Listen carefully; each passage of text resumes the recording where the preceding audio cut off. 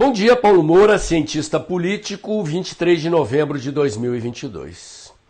E acaba de ser divulgada a decisão de Alexandre de Moraes negando ao PL, partido do presidente Bolsonaro, provimento à demanda de anulação das urnas fabricadas antes de 2022.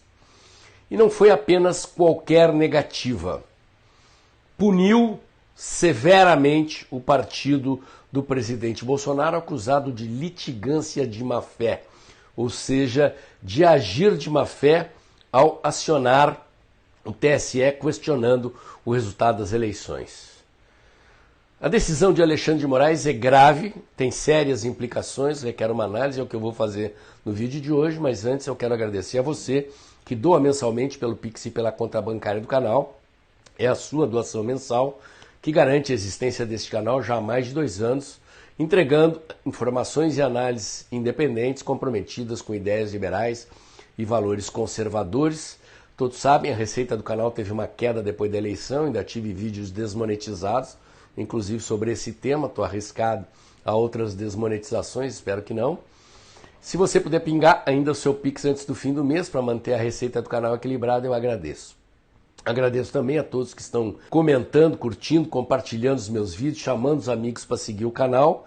Ultrapassamos os 98 mil seguidores, estamos a passo acelerado, rumo aos 100 mil. Agradeço se você puder continuar me ajudando nessa batalha para atingir os 100 mil seguidores. Muito bem, gente. Vamos recuperar os fatos aqui. O PL, então, contratou um instituto para fazer uma auditoria da eleição. Esse instituto é integrado por engenheiros do ITA, Instituto Tecnológico da Aeronáutica, que é onde estão os melhores engenheiros formados no Brasil. Reputação ilibada, notório saber técnico, e essa auditoria detectou um problema sério nas urnas fabricadas antes de 2020. E segundo essa auditoria, estas urnas são inauditáveis. Houve muita confusão, desinformação técnica. Eu mesmo aqui repassei informações que eu coletei de técnicos de informática na internet ou lidas pela imprensa, dando conta de que o problema era o número de identificação da urna. Houve gente que falava, o próprio Valdemar da Costa Neto, em número do patrimônio, mas não se tratava disso. Não é aquela plaquinha numerada que identifica os bens físicos, patrimônio do Estado. Nem sequer é uma identificação digital da urna.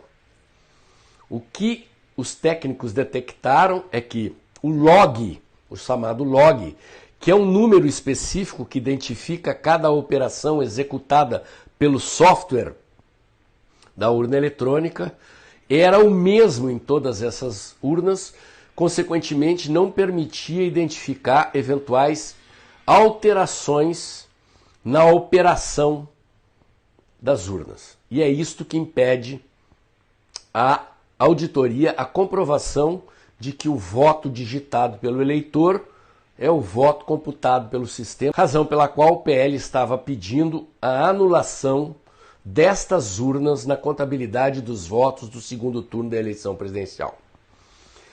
Dr. Alexandre de Moraes, em 15 minutos após receber a auditoria do PL, a demanda do PL, respondeu dando 24 horas para o PL confirmar se a demanda se aplicava também à anulação das mesmas urnas em relação ao primeiro turno, porque são as mesmas urnas.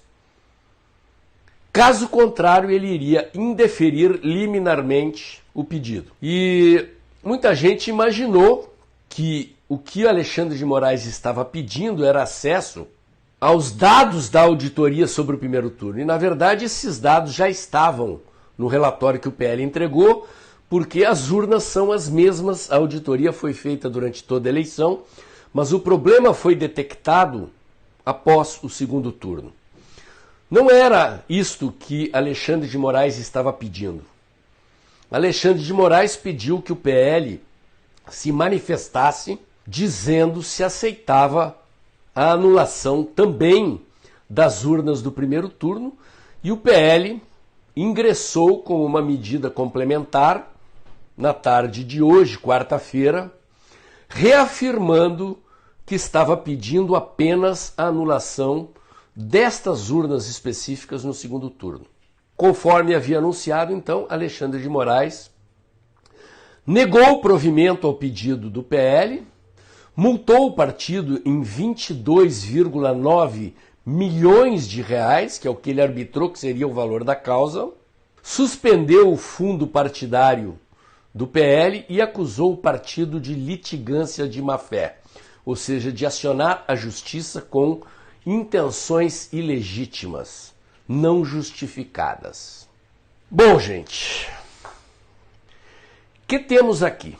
Alexandre de Moraes dobrou a aposta, ou seja, quando se imaginava que a demanda do PL seria acolhida e os técnicos do TSE seriam instados a dar uma resposta técnica, ou seja, a refutar a demanda do PL, afirmando que era possível identificar os logs dessas urnas, ou atestar que de fato o PL tinha razão do ponto de vista técnico.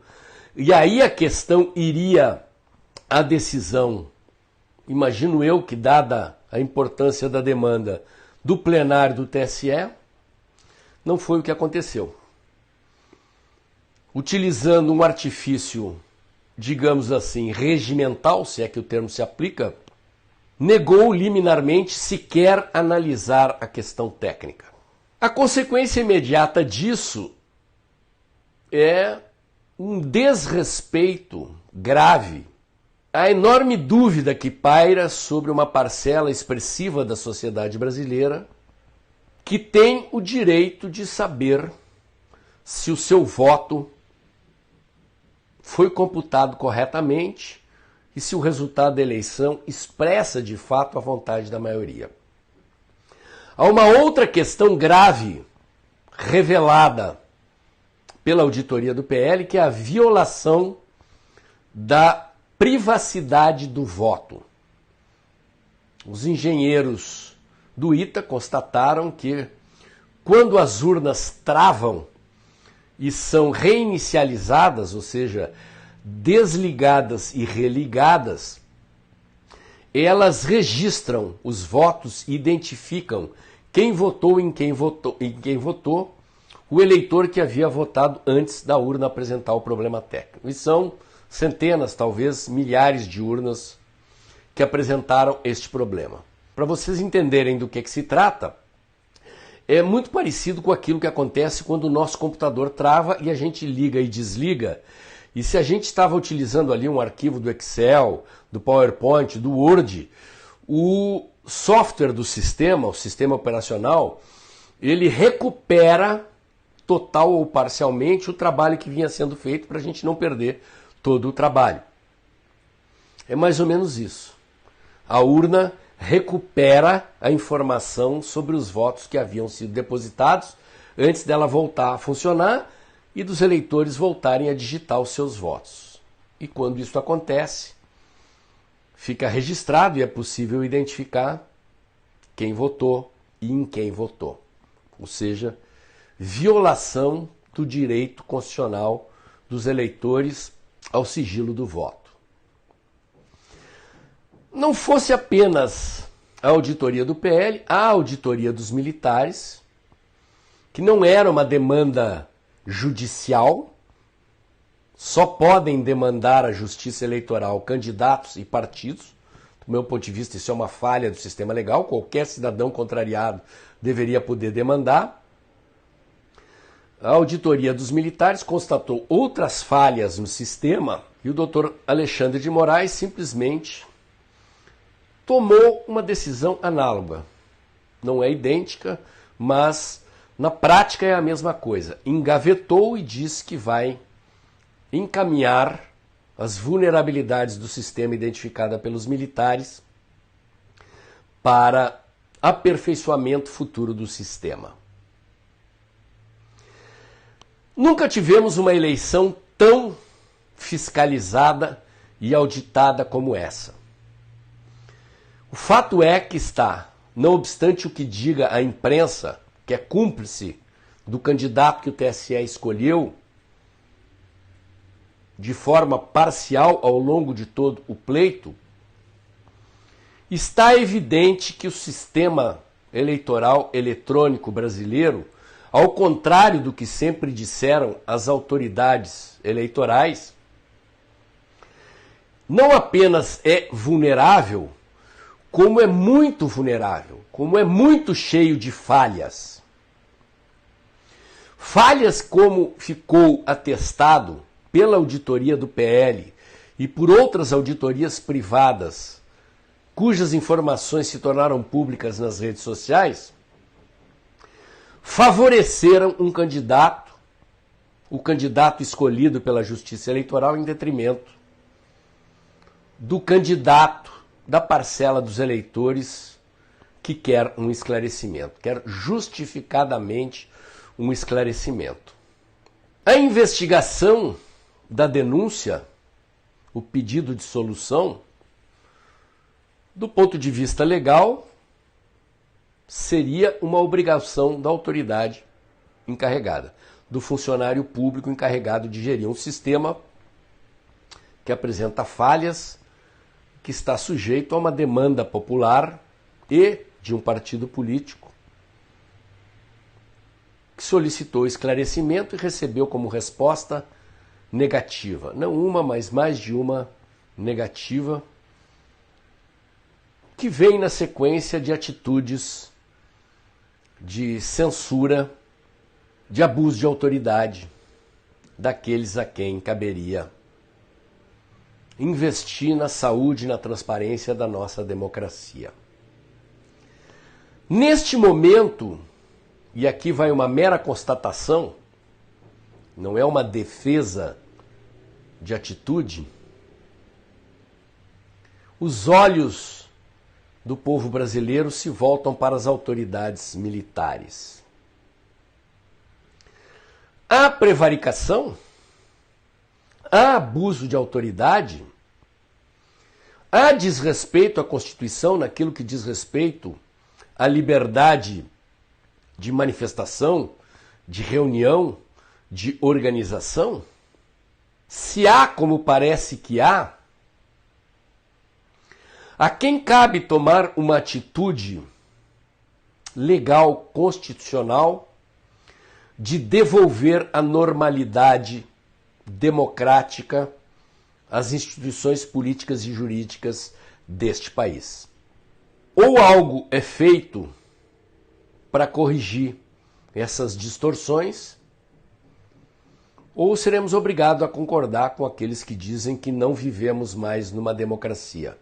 Vivemos sobre a borduna de um regime de exceção.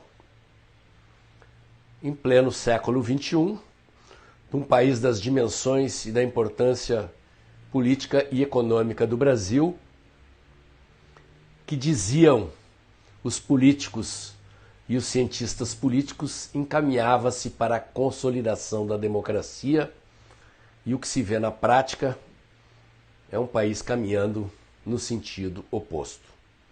O meu comentário de hoje era esse. Se você gostou, curte, comenta e compartilha, bota o dedãozinho lá, aperta o sininho para o YouTube avisar você quando tem vídeo novo no canal, inscreva-se no meu canal, inscreva-se também nos meus canais alternativos, o Dextra by Paulo Moura do Telegram, o Dextra Jornalismo da COS.tv, acompanhe meus comentários diários no canal Tempo e Dinheiro do jornalista João Batista Olive de segunda a sexta-feira, um pouco antes das 2 da tarde. E lembre-se, o vídeo está acabando, logo depois da vinheta, abre o aplicativo do seu banco, pinga seu Pix mensal aí, ajuda o canal a crescer, ajuda o canal a manter a receita equilibrada, a recuperar as perdas ocorridas fruto da desmonetização de alguns vídeos esse mês e da perda de receita provocada pelo final da eleição e a ressaca das pessoas com o resultado. Sigo na luta, junto com os patriotas e batalhando para chegar a 100 mil seguidores. Agradeço a todos vocês que têm compartilhado os meus vídeos, convidado amigos e parentes para vir seguir o canal. Ultrapassamos 98 mil seguidores e estamos a passo acelerado junto aos 100 mil. Conto com o apoio de vocês, contem comigo, seguirei na trincheira, na batalha por democracia, liberdade, prosperidade, ordem e progresso nesse Brasil verde e amarelo. Amanhã tem mais.